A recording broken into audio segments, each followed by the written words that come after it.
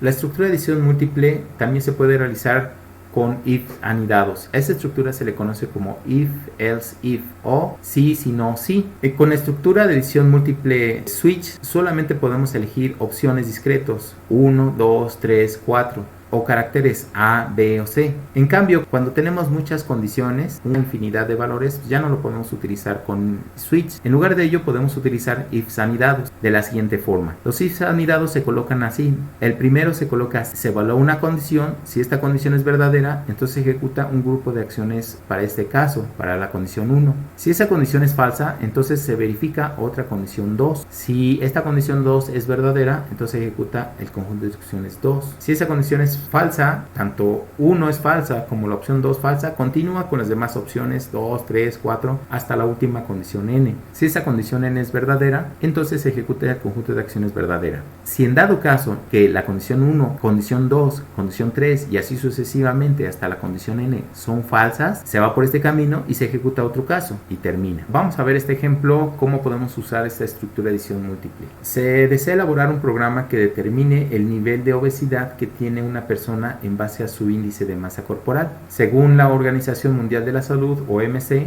el nivel de obesidad de una persona se puede determinar con la siguiente tabla. Si el índice de masa corporal es menor a 18.5, entonces tiene un peso bajo. Si el índice de masa corporal está entre el 18.5 y 25, es normal. Si el índice de masa corporal es de 25 a 30, entonces está en sobrepeso. Si el índice de masa corporal es de 30 a 40, es una obesidad. Y si es mayor a 40, es una obesidad mórbida. Para calcular el índice de masa corporal, la OMC definió esta fórmula. Tenemos el peso de la persona y lo dividimos entre la altura al cuadrado. Y esto determina el índice de masa corporal. Vamos a hacer el análisis. Si podemos calcular el índice de masa corporal, tenemos que decidir en qué región se encuentra. Si el índice de masa corporal está en esta región, pues es peso bajo. Si está aquí, en esta otra región, normal. Si está en esta otra región, sobrepeso, o en esta otra región, obesidad u obesidad mórbida. Para identificar los datos que debe ingresar el usuario, podemos ver que para obtener el índice de masa corporal, indicar el peso y la altura. Con ello ya podemos calcular el índice de masa corporal y poder identificar el nivel de obesidad. Bien, aquí está un diagrama de flujo que soluciona este problema. Tenemos la declaración de las variables, imprimimos este mensaje indicando qué es lo que hace nuestro programa, le pedimos al usuario que ingrese el peso y la altura, leemos el peso y la altura, continuamos por este camino y verificamos. Si el índice de masa corporal es menor a 18.5, imprimirá el nivel de obesidad es bajo y termina. Si esto es falso, significa que el índice de masa corporal es mayor o igual a 18.5. Y ahora verificamos el otro. Si el índice de masa corporal es menor a 25, entonces ejecuta normal. Y así sucesivamente. Si el índice de masa corporal es igual a 30, pues imprimirá sobrepeso. Si el índice de masa corporal son 40, entonces imprimirá nivel de obesidad es obeso. Si el índice de masa corporal es mayor o igual a 40, entonces imprime el nivel de obesidad es mórbida.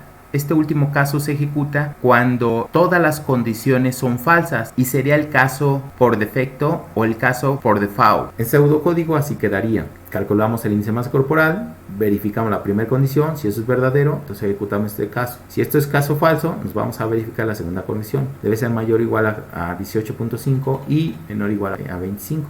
Si eso es verdadero, ejecutamos este caso. Nos vamos con el tercer caso. Si el índice de masa corporal es mayor o igual a 25 y menor o igual a 30, entonces ejecuta el sobrepeso. Si el índice de masa corporal es mayor o igual a 30 y menor que 40, el nivel de obesidad es obeso. Si no cumple ninguno de estos casos, entonces ejecuta otro caso que el nivel de obesidad es mórbida.